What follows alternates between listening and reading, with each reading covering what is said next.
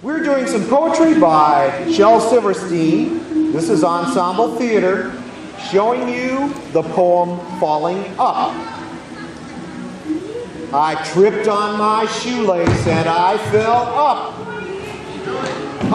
to the rooftops, up over town, up past the treetops, all around, up over mountains,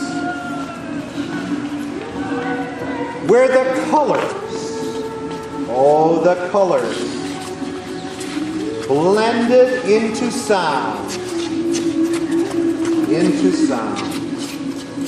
But it got me so dizzy when I looked around.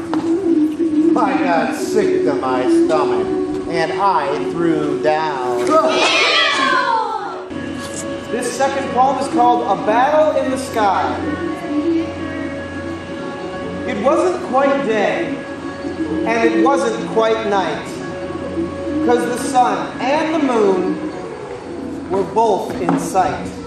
A situation quite all right with everyone else but them. So they both made remarks about who gave more light, and who was the brightest and prettiest sight. And the sun gave a bump, and the moon gave a bite, and the terrible sky fight began.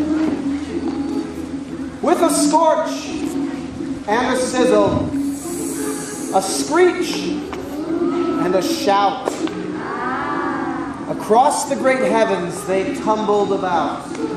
And the moon had a piece of the sun in its mouth, while the sun burned the face of the moon.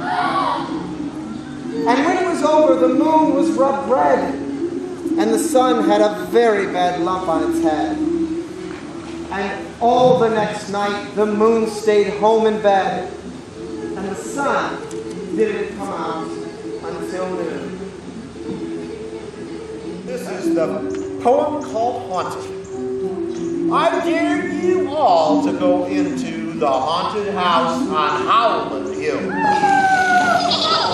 where squiggly things with yellow eyes peek past the wormy windowsill. We'll creep into the moonlit yard where weeds reach out like fingers, and through that rotted old front door, squeaking on its hinges. Oh, through that dark, whispering hall,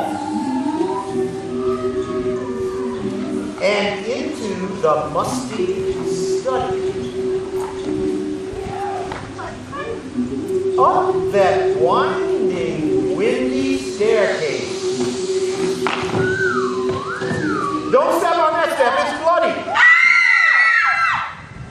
Through that secret panel, into the bedroom, where we'll all slide in, to that ragged, cobwebby, dusty bed that 10 people must have died in. And bats will screech, and spirits will scream, and thunder will crash. Like a horrible dream. We'll sing with the zombies, dance with the dead, and howl at the ghosts.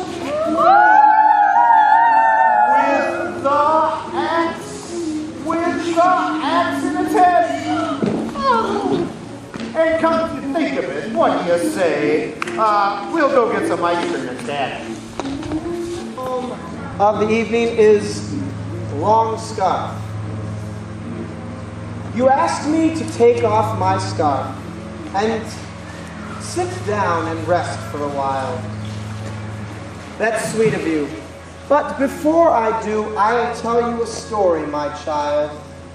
Some years ago, I fought a duel with the Count of Doom and Dread, and I slipped or tripped and his sword just clipped my neck and sliced off my head. I scooped it up and put it back, but it didn't quite connect. So I tied this scarf around it just to keep it on my neck. That's why I always keep it on, because if it did unwrap, this wobbly, chopped off head of mine might tumble in your lap. So, now you've heard my tale, and if it will not make you ill, still like me to take off my scarf, I will.